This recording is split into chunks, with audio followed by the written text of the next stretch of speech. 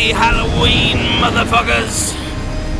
Welcome to a very special, spooktacular Halloween edition of the Big Buddha Podcast.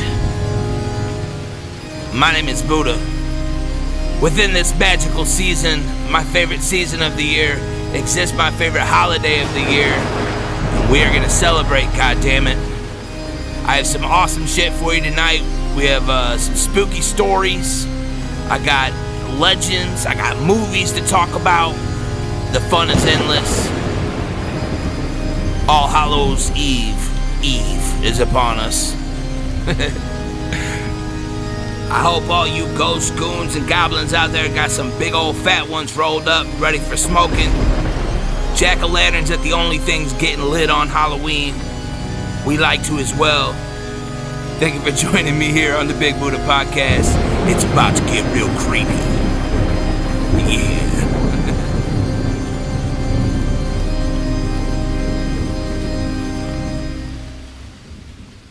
That's right. I like to start the show, ladies and gentlemen, with the legend of All Hallows Eve.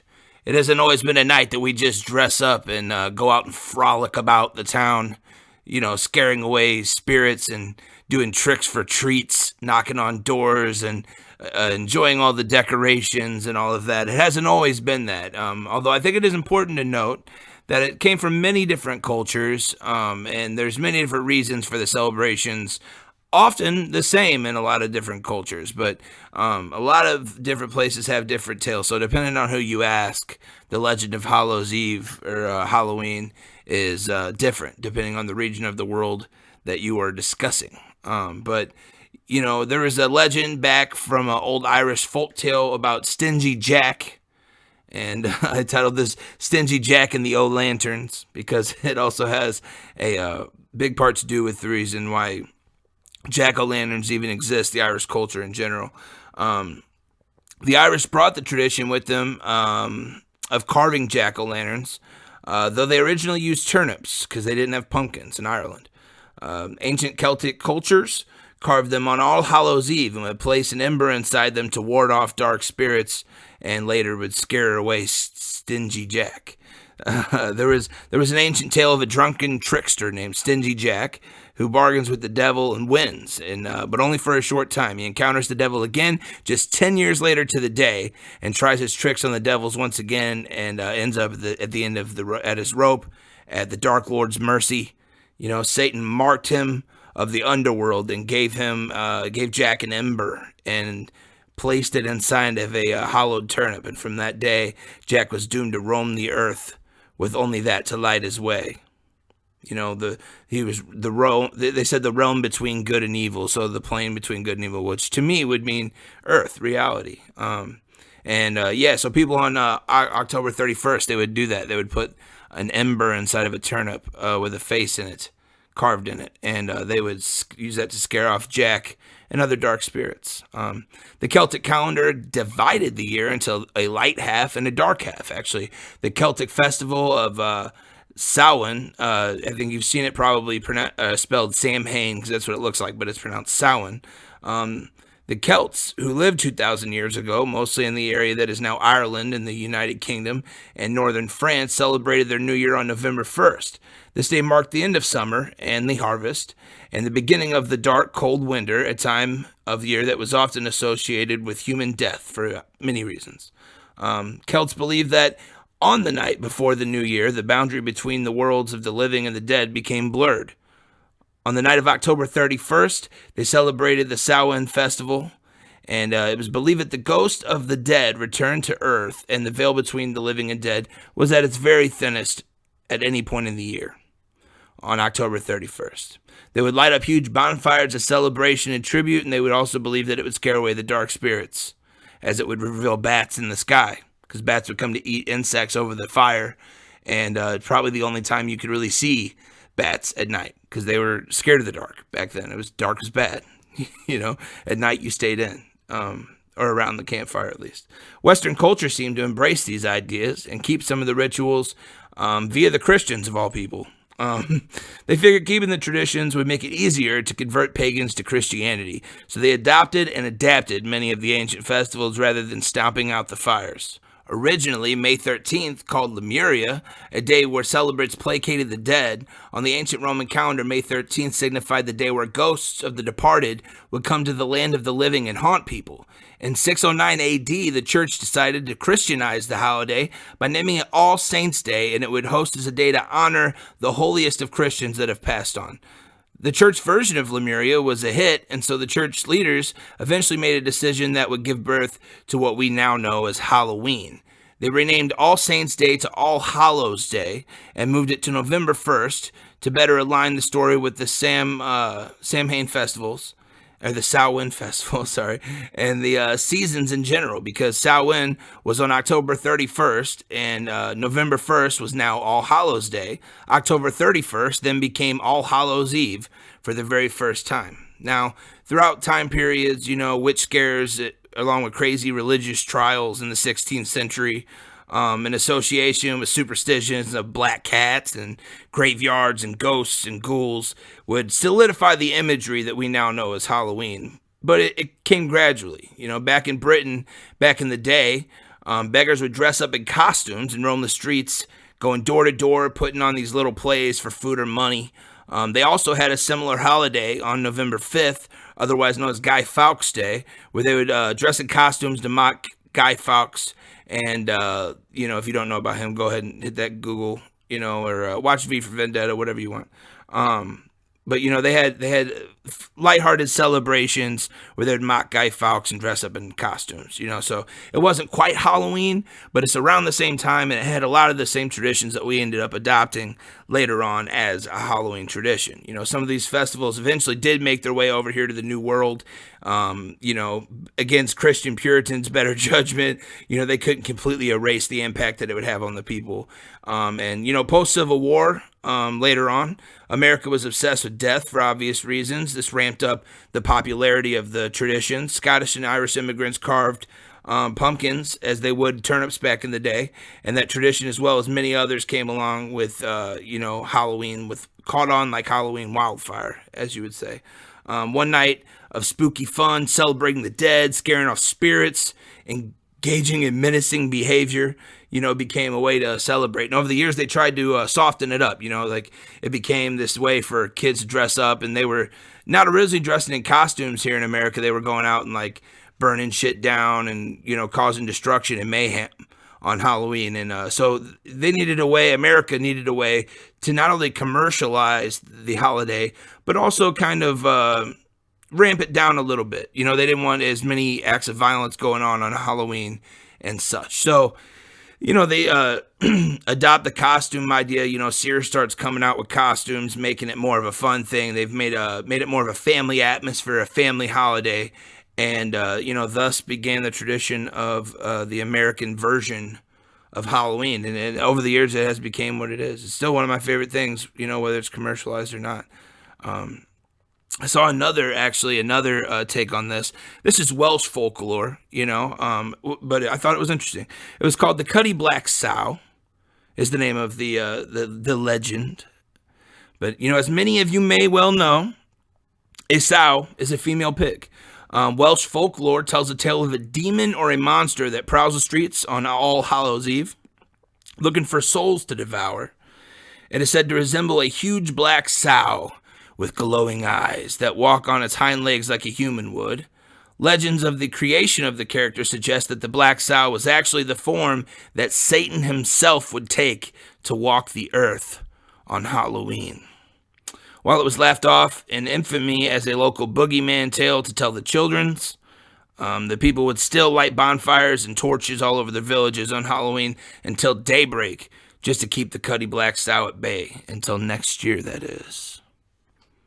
So, yeah, that was all very interesting. Like I said, I find Halloween very interesting, and I know that there's been several Day of the Dead celebrations. Not just Mexico, but they have them in China and in Asia. There's celebrations all over that resemble what we now celebrate as Halloween. It came from a lot of different cultures, and culminated here in America, because we do have a melting pot, whether racists like it or not. We're all immigrants. And so we all came from somewhere. And our traditions did too, you know what I'm saying? And a lot of these, not just Halloween, but Christmas, and a lot of them are actually pagan traditions that are based on astrology, you know? Because that's what they did back then. They looked at stars and came up with stories, you know? But that was the legend of All Hallows Eve. I hope you guys enjoyed it as much as I do. We do have a lot to get into. If you're like me and you like horror movies year-round, it doesn't have to be spooky season for you to sink your teeth into a slasher film or, satisfy your creepy urges or your sensibilities, if you have those like I do. Basically, you probably appreciate these things year-round, but a lot of people only get into this stuff, and I know especially myself, even enjoying horror movies year-round as I do, I still ramp up my horror movie watchage on around Halloween time, and I definitely have been. I've been watching a shit ton of horror movies, different slasher films and stuff like that. So yeah, we're going to talk about some of my favorites, some iconic favorites, and I'm going to get into depth about a couple of those, you know what I'm saying? But, favorite Halloween movies, I think anything Stephen King safe. Stephen King's, obviously is a novelist, he's an author, he's one of the greatest minds in American literature as far as horror goes. If not the greatest, arguably the greatest. And so any of his movies are pretty much safe because they come from good roots. They have good storylines, good plot lines, and as long as the director doesn't fuck up too tremendously, it's usually a pretty good movie. Now, it takes a good director to do that. So safe to say, Stanley Kubrick, classic American, director, arguably one of the greatest in his area of work as well. Directed 2 movies. He might have done another one. I don't know, but I know of 2 that he did of Stephen King's novels, and it is the Shining series. The first one was made back in the day with Jack Nicholson, and it was a big box office hit, but Stephen King ripped it to shreds and said that Kubrick basically ruined the story, ruined everything, and even Jack Nicholson's character didn't die the way he was supposed to die, even though we all love the performance, and it's, despite Jack Nicholson having a long, lustrous career, if I don't know if I said that right, fuck me, but it's, despite his career, that's arguably one of his most famous performances, despite Stephen King's critique. I thought that was weird, but Stephen King noted that Kubrick completely redeemed himself with the more recent addition to the series titled Dr. Sleep, where Danny, the boy in The Shining, has now grown up and he has to return once more to the haunted hotel to face his fears and a whole new adversary as well. And there's a lot of really dark undertones to this movie. It's fucking awesome. Great storyline. It's not really a horror flick, but there is a lot of creepy shit to it because it's Stephen King. It's some creepy shit. You know what I'm saying? I would be a fool not to mention Stephen King. The Freddy Krueger franchise. Nightmare on Elm Street. And all those. It was never my favorite, but it was always cool. The idea, it was a different kind of slasher. Freddy Krueger would come at you in your dreams. So that's kind of a whole new level of fear. I'm not awake, I'm asleep, you can get me anytime, Unlike the other slashers where if they catch you sleeping, you're dead anyway. They'll kill you in real life. He can get at you in your dreams, We have to mention, the Halloween franchise. The Friday the 13th franchise, Michael Myers and Jason Voorhees and all the Cross movies and all that stuff. Their lineage is crazy. We'll talk a little bit more about that. I'm really into the gory stuff, so some of the older movies really didn't hit well with me, but in the 80s they started ramping that shit up, like the original Texas Chainsaw Massacre movie. While it was shot really cleverly and it had a lot of really artistic shots and it was really good storyline wise, and that's why people liked it. It wasn't gory like the movies came to be in the series later and other horror movies also. And so Number 2, Texas Chainsaw Massacre 2 was way more gory. And while it was kind of like a dark comedy at the same time, it was way more gory. And I think that said something about the time period, in which it was made, like the late 70s when the original was made. Movies just weren't accepted as that gory, and also they just weren't making them that gory back then. So yeah, we mentioned a couple things there, Texas Chainsaw Massacre, and all that, but later on down the road, I enjoyed, a lot of the pop, scream, Queen, early 2000s, late 90s, teen heartthrob movies. Those were cool, you know what I'm saying? Scream, I Know What You Did Last Summer, I Still Know What You Did Last Summer. I don't really think they're like worthy of mentioning up there with the greats, but I mean, I'll mention them out there for y'all. Obviously the zombie movies and series, The Walking Dead was a big thing later. But we go back and we look at Romero, and even before Romero, there was a movie called Zombies and Zombies 2. And so the concept of zombies has been around for a long time. We have a shit ton of zombie movies to look at. Dawn of the Dead, Day of the Dead, all of that. There was some lesser known ones like 28 Days Later was really awesome. I actually really liked that. And I gotta shout out a goofy little, zombie movie that I enjoy called Shaun of the Dead. Watch it every year. I think it's fucking hilarious. Speaking on some hilarious shit, Halloween's not all spooky. It's not all scary. I enjoyed a lot of shit when I was younger. Halloween Town was a movie that I enjoyed. Hocus Pocus was always a Halloween classic. But my favorite as a kid for Halloween time was Ernest Scared Stupid. Hands down, greatest child Halloween movie of all time, in my opinion. Fuck your opinion. That's the shit. Ernest Scared Stupid. If you haven't seen it, you're missing out. Go check that shit out. My nephew actually showed me a couple. He's 11 now, or he's 12 now, and so he showed me a couple different movies called The Babysitter. One was called Babysitter. The other was called Babysitter 2, and Babysitter 2 wasn't as good as the first one, but the first one was good. It's good. It has some modern pop culture people in it. I don't know. I'm too old now. I guess I'm 30 now. I just turned 30 this month. And so I'm officially in that age range where I don't know popular people that I'm like, oh, he's like, oh, that's so-and-so. I'm like, I don't know who the fuck that is. They're like YouTube famous or something. I don't know. But this movie was actually really funny.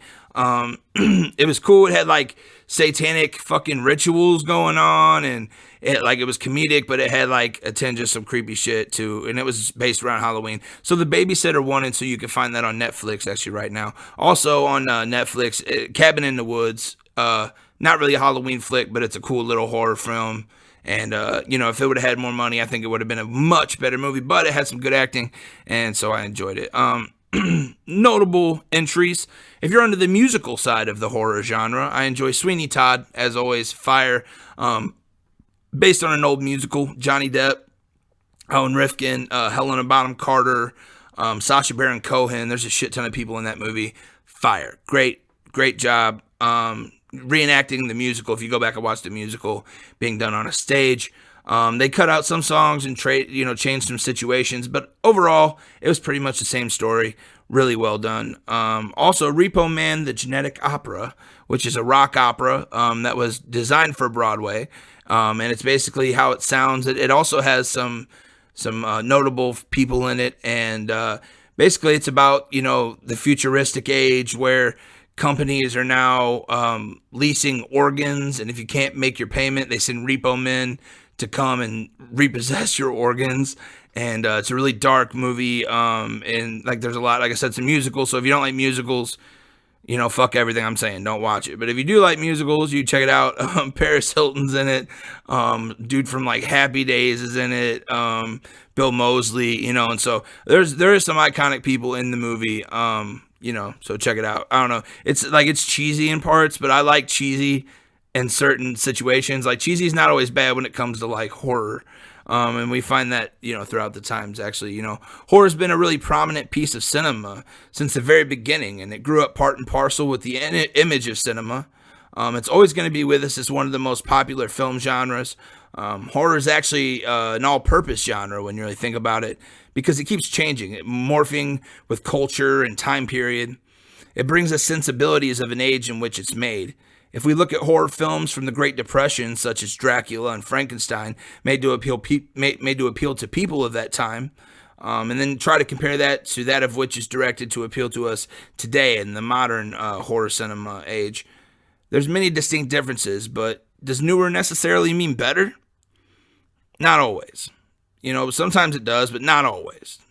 I indulge in the eye candy-driven, CGI-programmed, super bloody, eerily creepy movies of today, while still loving and appreciating all the classics for what they are. With many things in life, if you want to see where you're headed to, you just gotta look where you came from. History is prone to repetition. Today, I'd like to go through some of my favorite horror flicks with y'all and talk about it a little bit. And like I said, I'd be a fool not to mention shit like Friday the 13th with Jason Voorhees, or Nightmare on Elm Street with Freddy Krueger, the Hellraiser franchise, Stephen King movies. Those were all great and all, but they were never my personal favorite per se. I should mention that, zombie movies and Romero have made a huge impact in horror cinema, and he also made shit like The Crazies. Romero was great, but he's not going to fall on my specifics list. I already mentioned him, so we're going to move on or whatever. But it's no mystery that John Carpenter's 1978 classic Halloween, introducing the iconic demonic supernatural slasher Michael Myers, is and will be forever one of the greatest horror films of all time. Everything about the film, from the eerily themed music that makes your hair stand up on the back of your neck to Jamie Lee Curtis's Scream Queen performance, made this movie an instant cult and Halloween classic. It was set on a cold Halloween night in 1963. 6-year-old Michael Myers brutally murdered his 17-year-old sister Judith. He was sentenced and locked away for 15 years, but on October 30th, 1978, while being transported for a court date, a 21-year-old Michael Myers steals a car and escapes from Smith's Groves. He returns to his quiet hometown of Haddonfield, Illinois, where he looks for his next victims. John Carpenter is a horror legend, and this film has forever solidified its own legacy. He followed up with a very solid sequel in 1981 with Halloween 2. It didn't quite have the same impact as the first film had, but the franchise was still extremely popular at the time, and it did very well in its own right. The franchise, however, did shortly go off the rails a bit. The following year, when Halloween 3 came out, he was pressured to make it, and it was titled Season of the Witch. It had a storyline that had nothing to do with the previous storyline or even to do with Michael Myers at all. The movie flopped. This didn't stop him from making Halloween 4 later in 88, Halloween 5 in 89. Who could forget the 1998 franchise comeback with Halloween H2O, followed 4 years later by Halloween Resurrection, starring the one and only Busta Rhymes. There's an even lesser-known movie back in 1995 starring Paul Rudd, of all people, titled Halloween, The Curse of Michael Myers, that not many know about unless you've seen it, and you're into this shit like I am. It's safe to say that, the well had been tapped, so to speak, and the Michael Myers future for a Hope franchise was looking grim. But now we fast forward to a new time, in 2003, a much more modern age of cinema where almost everything has been done, and we rely heavily on boobs, blood, and special effects to get the cinema thrills we desire. And horror films at this time were home to pop, bubblegum, teenage heartthrob actors and actresses, and old played-out movie plots. Emerges from the darkness, Rob Zombie came and provided us with horror movie fans everywhere, actually, with a film that not only satisfies urges for fear, suspense, gore, but it also came in an immense amount of originality that we had really been missing in the horror genre for quite some time at that point, time. House of a Thousand Corpses had single-handedly ushered us into a new era of horror, using a gritty, can't look away, but you almost want to style of writing combined with a dank soundtrack and Tarantino-esque camera work. Years later, he would follow up with the sequel, The Devil's Rejects, and finally, 3 from Hell, which came out just last year. But back in 2007, just 5 years after his horror movie directing debut, Rob Zombie would undertake one of his toughest projects of his career, and that was remaking and modernizing the Carpenter classic, Halloween, without ruining the integrity of the film, that I might add. Despite criticism and off-color comments from John Carpenter himself, that he was noted saying about Zombie's character as him as a person, not necessarily about the film, I think that the film came out great. Myself and many others packed into theaters around that time everywhere, and mostly we were not disappointed. I feel like Zombie captured everything good about the original and added extra scenes with more backstory, making shit more believable on Michael Myers' end, more insight into the killer, that we didn't really know about before in the Carpenter's rendition. 2 years later, in 2009, he would finish his revision with Halloween 2. And while it didn't pull as much of an appeal, it definitely did well in its own right. I saw the movie. I thought it was pretty much fire. But rivaling the clusterfuck that is the Halloween franchise is an even older slasher series titled The Texas Chainsaw Massacre. The original was made in 1974, undeniably one of the most influential horror movies of all time. The movie introduces us to Leatherface, a crazy, murderous, psychotic killer who lives in a redneck lunatic stronghold with his cannibalistic family, the Sawyers out in bumfuck Egypt. There are many movies which have conflicting and overlapping storylines from different time periods. It can actually be confusing to keep the series straight. The family's name changes throughout the series, going from the Sawyers to the Slaughters to the Hewitts. And even the main maniac's name, his background changes and everything. His name and his background. He starts out as Leatherface in the first movie, then he's Bubba in the second movie, then he's Junior, and then the fourth one is called him Leather. Eventually it came back to Leatherface. His origin said that he is Jedediah Sawyer. And then whenever the family's name is Hewitt, they call him Thomas Hewitt. The original movie has 3 sequels, although 3 and 4 have completely different characters and storylines altogether. The 2003 reboot starring Jessica Biel was followed by a 2006 prequel titled The Beginning. Then, in 2013, Texas Chainsaw 3D is supposedly a direct sequel to the original 74 film. And finally, 2018's Leatherface is supposedly a prequel to the original that maintains continuity with the 2013 3D film. Leatherface's character is loosely based off of the real-life serial killer Ed Gein. The rest of the story is pure fiction, fortunately. If you've seen those movies, they're pretty fucked up. They get crazy. The original, however, despite being as successful as it is, the movie isn't really a gore fest, as one might assume. The artistic camera work and just some good acting made this film suspenseful and scary enough. As the slasher films that would inspire years to come would be much more gory, even after Texas Chainsaw 2, as I said earlier.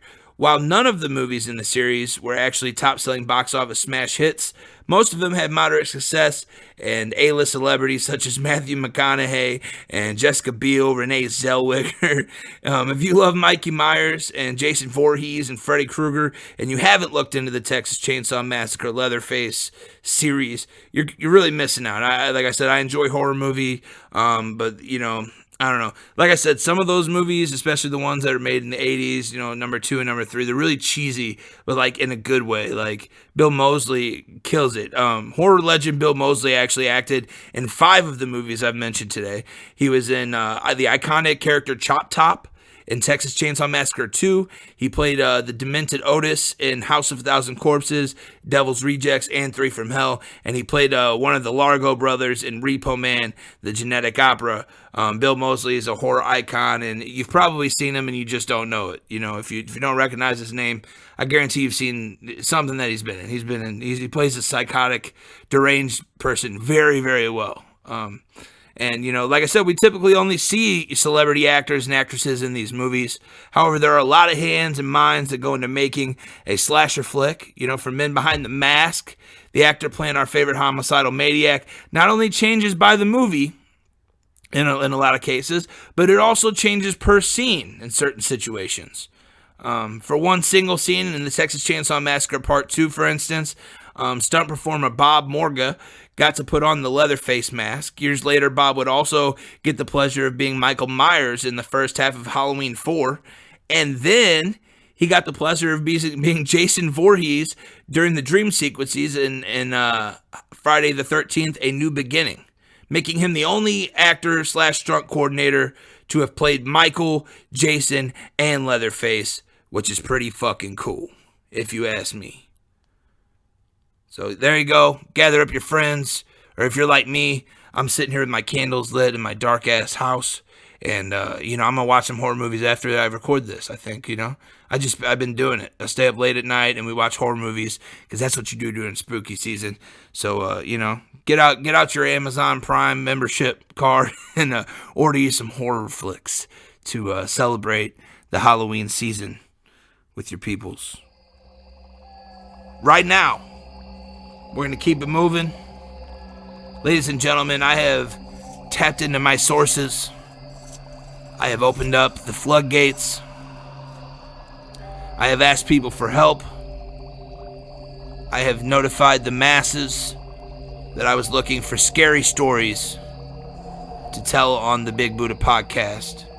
And tonight, that's what we're going to do. We're going to tell some scary stories, all of which are by people that I know. None of these are made up. None of these are fabricated. These are all minds and individuals I've met in my life, and I can validate their existence. I can validate that they're not crazy people. I might be crazy. I might even tell a story of my own. Who knows? But ladies and gentlemen, it is fucking story time here on the Big Buddha Podcast. Scary stories, that is. Halloween stories, that is. Something that you would tell around a campfire, if you will. Get out your popcorn. It's about time for that second joint. If you've burned through the first one, I know you have.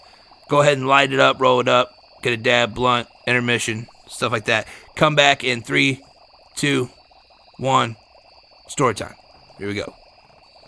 This one comes from my friend Erin, big supporter of the channel, much appreciated. She submitted her story.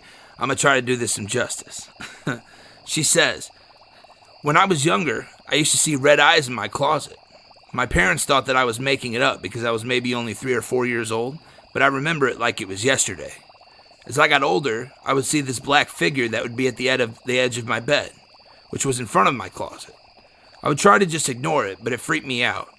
My bed was against one wall, and every few nights the figure would move closer and closer to the side of my bed that wasn't against the wall. Finally, there was one night where I was laying there, looking up, and I saw the figure was right over the top of me. I could see around the figure with my peripherals, but I couldn't move, I couldn't breathe, I couldn't speak.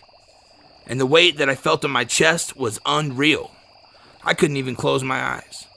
Finally, I fought it enough, and I squeezed my eyes shut, and when I opened them, the figure was gone. I told my parents. Naturally, they thought I was crazy and had enough of all of my ghost talk. They were actually threatening to send me to a mental facility. Fast forward about a month or two, when I was 16, I was staying at a friend's house who I played softball with, and another girl on our team was there too. We used a psychic circle, which is kind of like a Ouija board. We asked the spirit all kinds of random questions. Then we asked if there was any bad spirits with any of us.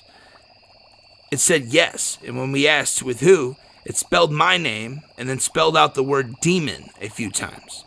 I asked how long it had been with me, and it had said 12 years, which made sense why I was seeing what I was seeing at such a young age. We kept talking to the spirit and asked it to give us a sign that it was there. As soon as we said that, the AC system shut off.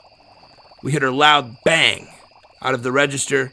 My pre-wrap headband split right down the middle, and the bobby pins all shot out from my hair with ease, which would have been hard as hell to do because I used a lot of bobby pins and overlapped them to keep them in place. When that happened, we all got up and ran out of the house. The craziest thing about that is about a year ago, I was really sick with bronchitis, so it was really hard to breathe. I was over at my parents' house, and I told my dad how I was having weird dreams, that I was drowning or suffocating. He goes, well, listen to what happened to your mom the other night. He goes, she said that she woke up around 3 in the morning, and there was a black figure over the top of her.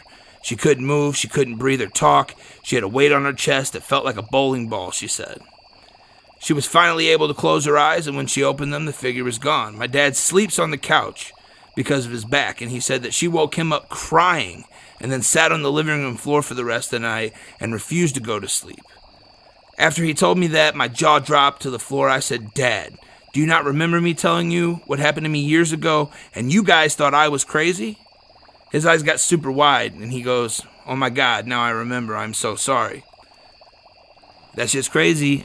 Sleep paralysis is a real thing. This dark figure in the corner. I've heard this from quite a few people. One of my really good friends, Chris, told me that he also had sleep paralysis at one point in his life and experienced the same exact thing. Dark figure in the corner, gets closer, gets over the top of you, can't move, can't breathe, can't, do nothing, weight on chest and everything. So, not, that kind of validates what she's saying, because it's exactly the same thing that I've heard from many other people. That was pretty interesting. Thank you, Aaron, for submitting that. I definitely appreciate it. This one right here comes from my homie Harley Epps. He sent me a long descriptive story as I asked for, and I hope you enjoyed it as much as I did. I'm going to try to do this some justice, buddy. Forgive me if I don't. But he says, I was living in Fairview Heights at the time. I was going through a rough time in my life, bouncing back and forth between living here and there. I was actually living with an ex at her mom's house. It was nighttime around 10 p.m. when I saw something I wouldn't think about once for over 3 years. When that memory hit me after all that time, it shook me again. That night in 2015, I was outside smoking a blunt, praying out loud in the name of my fallen friend Ryan, asking for help, guidance, and most of all, peace. I was pacing back and forth in the front yard of that home, having no idea I was being watched. To this day, I still have no idea what was really watching me, but I can describe what I saw. That doesn't explain much. He said I was looking towards the sky when I decided to look down. I was on a dead-end street surrounded by nothing but trees. I was on the very last house on the block, right next to where the trees met the street. And there I saw it, nothing but tall blackness. Under a streetlight next to the tree stood an incredibly tall hooded figure. I could see no face, no definition to its clothes. It looked like a Dementor from the Harry Potter series, staring at me. The hood had a tall point like a clan member's hood would. It was just standing there, silent, staring at me. I could feel nothing but dread and fear, frozen, not knowing what I was really seeing. Out of nowhere, I turned to the door and walked inside. I say walked, but I was really running as fast as I could, with anxiety and fear, which was a speed walk, really. I went inside, laid down next to my ex, held her. I didn't tell anybody about this until I randomly remembered it happened 3 years later. And when that happened, I froze. Even writing this still gives me chills. When I was a child, I disappeared from my grandparents' farm in Indiana. I was only about 4, and a cop found me walking down a road exactly like the one I saw this thing on. When my parents asked me why I ran away, I said I was following the Undertaker. That memory reminds me of this entity or person in a costume, whichever it may have been. All of my life, I felt the darkness wants me, but I also feel like I'm supposed to use the darkness again, against the darkness. To this day, I'm still afraid of the woods. Holy shit, dude. Yeah, that's crazy, man. I don't know what the fuck I would do if I came face to face with a goddamn Dementor. That would be crazy as fuck. Many depictions throughout time, people have said that the Grim Reaper, so to speak, fits the description of what you're describing. So, not complete bullshit, dude. That's pretty crazy. Cool little story. Thank you for submitting it, Harley. I appreciate it. My old friend Bree, one of my oldest friends, actually, she submitted a story that I thought was cool. I got a lot of submissions, everybody, but I only handpicked a select few. I didn't want to make this a 2-hour special, but I wanted it to be digestible for you. But I definitely wanted to include some of the better stories that I got out of it. So this one comes from my friend Bree. She says, my friend Sarah and I lived in a loft in St. Louis City. It was an old elementary school that had been renovated into apartments. It was very trendy and chic. When we moved in, there was still construction going on in part of the building, as they were still renovating and some of the other units, so it was all very, very new inside. We were the first people to occupy our apartment. About a month after moving in, I noticed the screws on my doorknob to my bedroom were all loosened. I didn't really think much of it. I figured during the installation, they just probably didn't tighten the screws. About a week later, I was asleep and woke up in a panic. I felt like somebody was watching me. I always slept with my bedroom door shut because I'm not a crazy person that just willingly lets monsters waltz into my bedroom while I'm asleep.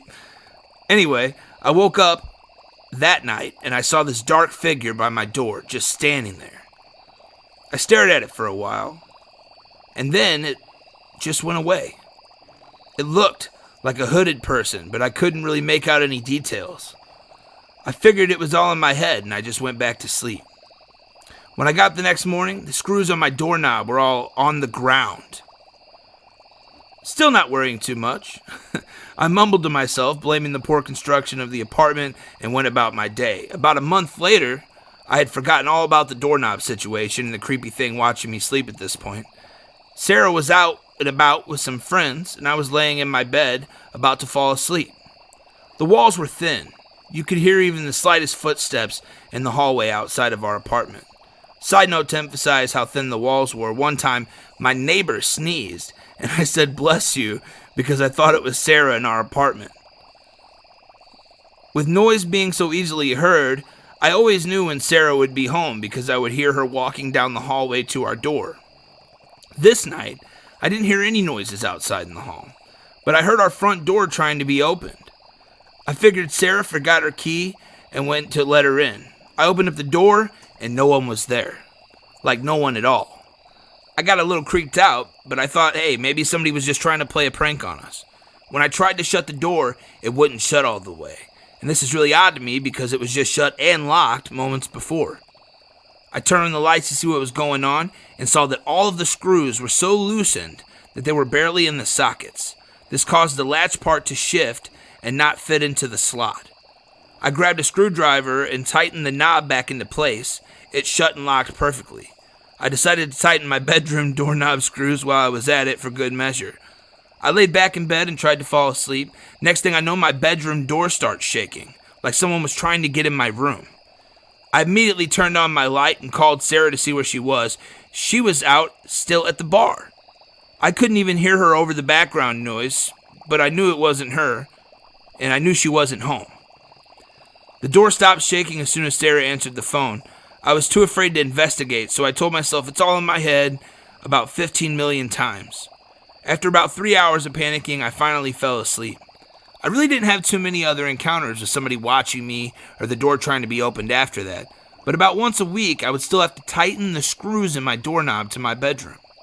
After we moved out of the apartment, Sarah and I were chatting about something, and somehow our apartment came up.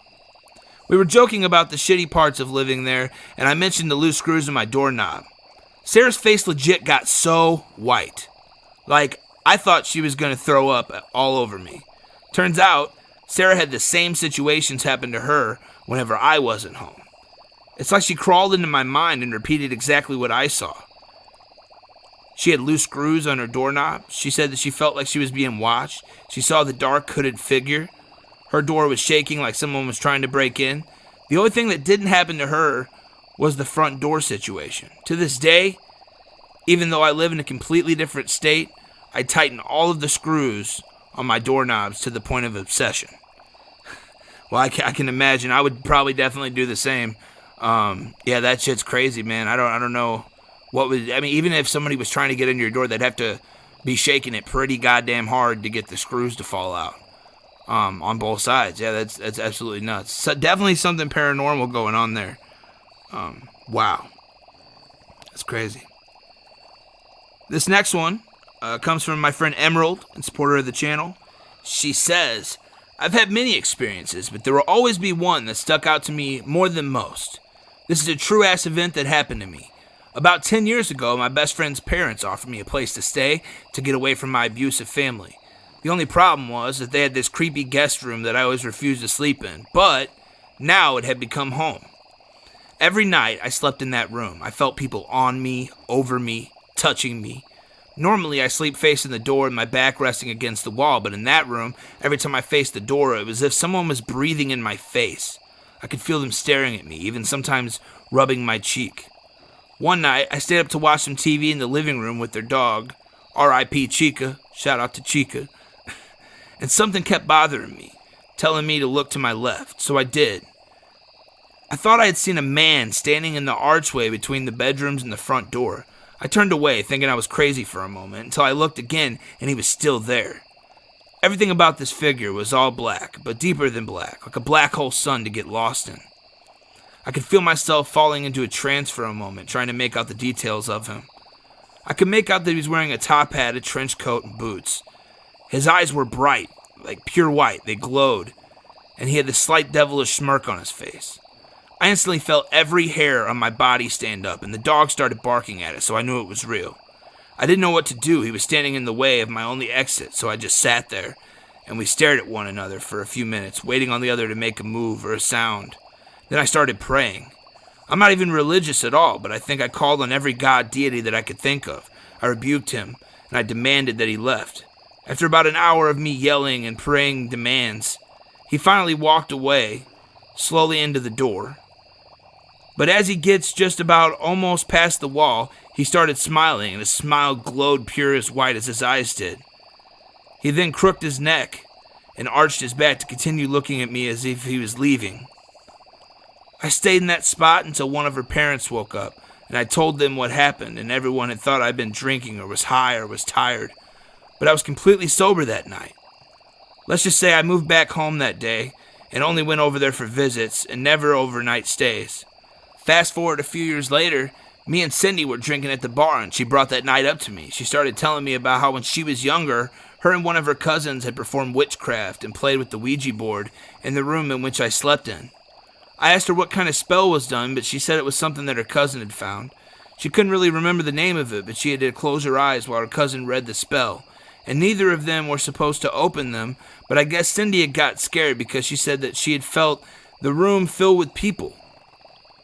So Cindy opened her eyes, and when she did, she saw the shadow of all the people around her, and that they all went crazy and got angry when she saw them and started flying around the room and out the window. Which pissed me off to hear because I've asked multiple times about Ouija and witchcraft in the room, and she kept telling me no before I moved in because I could sense it.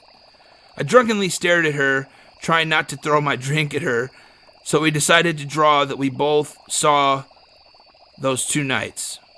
Draw on what we both saw those 2 nights. We drew the exact same thing. I instantly felt chills all over my body. Her and her cousin had never closed that door back. They never found a counterspell to reverse what they had done. Only one that remained while the rest flew out of the windows. Moral of the story, don't play with witchcraft unless you know what you're doing. Or be willing to pay the price for each of your own fuck-ups. Absolutely. I mean, shit, I've never played with a Ouija board. I've always wanted to, but I've also been very weary of doing so. And so, I don't know if that's something that's going to happen in my future or not, but I don't know. I kind of like my life the way it is. I don't really want to be haunted by a ghost or a demon or a spirit, as intrigued as I am by it. What you experienced does not sound like fun to me. So I enjoy my sleep. And so thank you, Emerald, for submitting that. I appreciate it. And this next one is from my cousin Cheyenne and her man Austin. As many white people do, myself included, I'm kind of a white girl when it comes to Halloween and fall in general. If you tell me there's a creepy place, especially if you say it's haunted, I will follow you into it, looking for a thrill and experience. We pay for these type of things, not just white people, but people all over, as you guys well know. Pay to go to mental asylums and old penitentiaries and different old buildings, where there might be energy lingering, spirits and energy lingering. So they say, we went to Missouri State Penitentiary tour for one of their overnight ghost stays. They split everyone into groups, and ours walked into cell block A, which is the oldest in the building, and it was also their infamous dungeon. The group was led by 2 mediums, and they had us make a circle in the middle of the hall and asked us to sway back and forth, and they asked a golden light to shine over us. And then they asked spirits to choose one of the 20 to be their pendulum. Honestly, I thought it was all a bunch of bullshit. But I felt something push on me when no one was even close to me to touch me. They had asked me to stand in the center and had 2 people stand in front of me and behind me to catch me if I fell. They then asked the spirit to determine what their yes answers would be, and I felt what it felt like a push in the center of my back. I can't find the right way to describe it because it's not like a physical touch like skin to clothes or skin to skin, but you can feel the energy of it. And they asked for a no, and I felt the same energy on my chest and fell backwards into the person behind me. After finding the yes and no responses, the rest of the group began asking questions about the spirit's life, and every time I would get pushed forward, for a yes or backward for a no.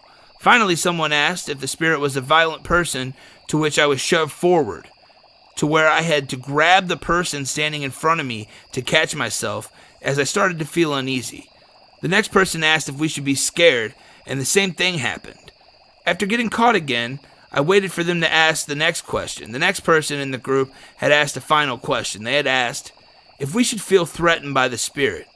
At that moment, I was starting to lean forward, and all I felt was anger.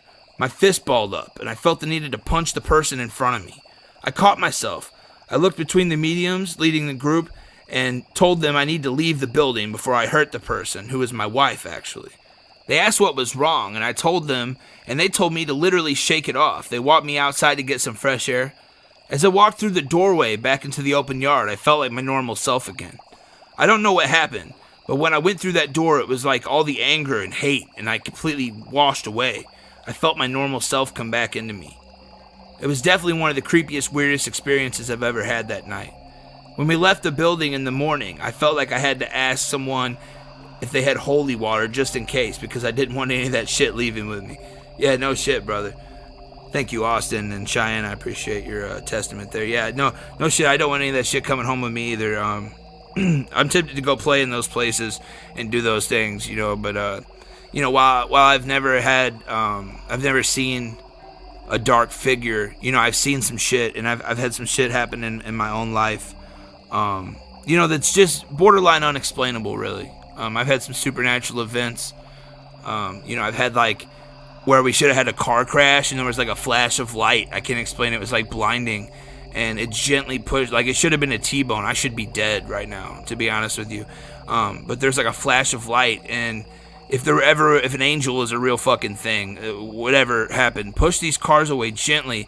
And what was really weird about it was our tires skidded and the car spun out, and it should have been a T-bone, but both cars were gently unharmed, and there was no chaos. There was no screeching tires and none of that. And while it's not a ghost story, it's very unexplainable to me, especially as a person who's not religious. It's hard for me to explain certain things. I too have experienced what Austin was talking about with not being able to see a spirit, but having a spirit touch you. How it doesn't feel like skin to skin or clothes to clothes. You feel like a pressure almost, like he said, an energy. But really, it was kind of like a pressure. I feel the pressure of somebody's hand sitting on me. My ex-girlfriend and my friend were sitting on the floor playing Crash Bandicoot, and I was laying on the bed. It was one of the first times I'd ever eaten a marijuana edible. It was a brownie, and so I was enjoying myself. I laid back, had my eyes closed. She lived in this really old ass farmhouse. Now, everybody but me up to that point had experiences in the house. She has crazy stories about little girl, and I don't know, weights being thrown in the house. I heard her brother tell me a story about some shit like that. So there's been some serious spirit energy in this house. Like I said, it's a really old farm house up here in Dupo, and so this was really my first experience with anything in that house. But they were sitting there playing Crash Bandicoot on my left hand side. I'm laying on her bed. And where she would lay down would be on my right hand side. And so they were playing the game. I didn't think anything of it. We were all talking, and I knew they were next to me, but I didn't. I had my eyes closed. I was talking to them, and I felt the pressure on the bed. I felt the bed move down, somebody had sat down next to me on the bed. And like I said, I didn't budge. I didn't open my eyes. I was enjoying this edible. I was on vibrate and shit. I was sitting there floating in my mind, and I just assumed it was her. And I had actually felt someone put their hand on my arm, the pressure of a hand on my arm.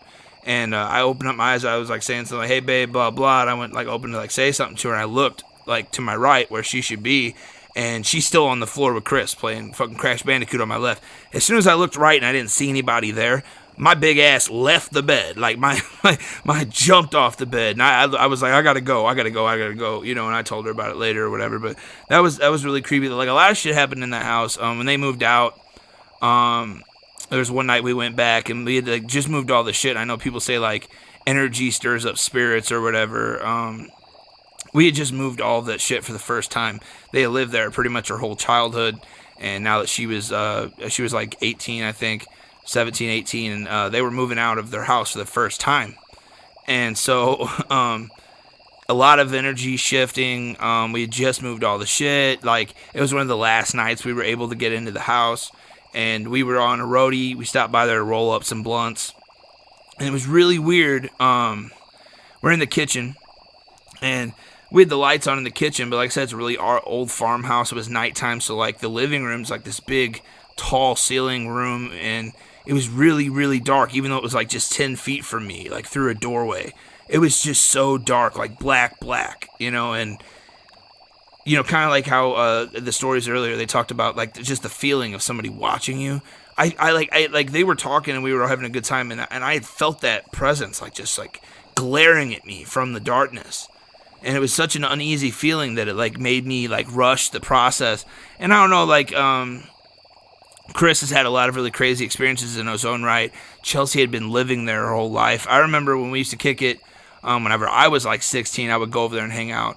And she would like beg me not to leave some nights because like the house would scare her or whatever. And I just thought she was crazy or whatever, to be honest. Like I thought she was just being a girl. But yeah, the house was creepy, man. I felt the eyes. It was really weird.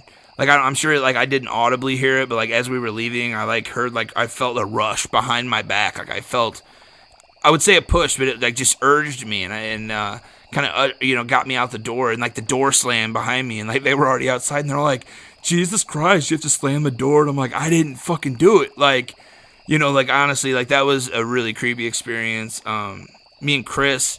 Chris has told me a lot of experiences in his own. You can call me crazy all you want, but Chris is ex-military. He's got a good head on his shoulders. He's a good dude.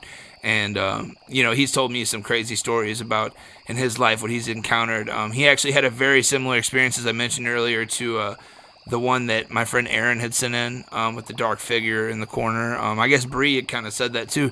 And actually, Bree's description kind of matched up with Harley's description of like the Dementor type hooded dark figure that's like indescribable. And it's kind of weird how all the similar experiences kind of tied together. But Chris has had that sleep paralysis with the dark figure in his room and all of that.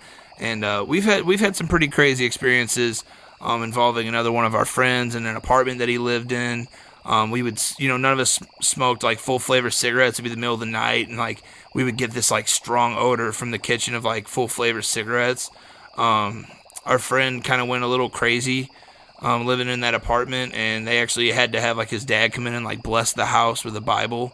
And it was a really weird house and experience. But Chris had experienced that sleep paralysis stuff before, and one thing that we had encountered together, besides the creepy shit that happened at the apartment, which I'll pass over for now, was me and Chris were like out one night. We were like on a drive. I remember it was like really late. It was like a roadie. It was like 1 or 2 in the morning, and we're out cruising like the back roads, like the real back roads. We're going as far as we can. We just used to call it getting lost. We just roll up like 4 or 5 blunts, and we just hit the road and get lost. You know what I mean? And one night, Chris pointed out he's got like really good vision, and he pointed out something in the sky. It was like really weird, and it wasn't really flying. It was like hovering. You know what I mean? And so, us being who we are, we're like, yeah, it's a UFO, bro. And, but then, like, all of a sudden, it, like, zoomed, and, like, it was in another part of the sky, like, in an instant, like, boom, like, way faster than anything could fly. And we're like, wait, what the fuck? And then it, like, hovered there for a minute. And then it, like, kind of was, like, seemed like it was going along with us. Like, we're, like, watching this, like, as we're driving, and it kind of seemed like it's, like, moving with us for a minute. Fast forward like an hour, right? We're out getting blazed, and you could say this is like just a skeevy stoner story or whatever. But we're out getting blazed, and we actually get lost. We're at like this new part of town, like in between, like way out in towns that we don't even go to, and we're on somebody's old farm. Like we took like a wrong turn down. This is like every fucking scary movie ever. We took a wrong turn down like a dirt road. Or, just like, there's no street signs out there. There's just really a part that we'd never been in. And we got lost in this, like, old family farm. And all of a sudden, like, we started seeing this thing creeping in the field. Like, and I say creeping because, like, I would say walking, but it was more prowling. Like, how something does for prey, you know what I mean? And it's really dark, so, like, we kind of see it. It's got, like, people clothes on, I guess. But it's, like, all, like, tattered. Like, he's got, like, these ripped up jeans and this ripped up flannel. And like I said, he's, like, trucking through the middle of this fucking cornfield in the middle of the night. No lights or nothing. He had no flashlight, no cell phone, nothing like that. And, so, like, we're like, what the fuck? We see this dude, and, like, it kind of stops when we pass. And then we're like, what the fuck was that? And then Chris, like, turns its car to angle its headlights toward it. And it, like, looks at us. And I say it because, like I said, I would call it a person, but, like, it's kind of undescribable. And even now, like, my hair is, like, standing up because I'm trying to tell you about it. Because, like, I can't explain what we saw that night. But, it was just this slack jaw monster. And I say slack, like this thing's jaw hung down to its chest.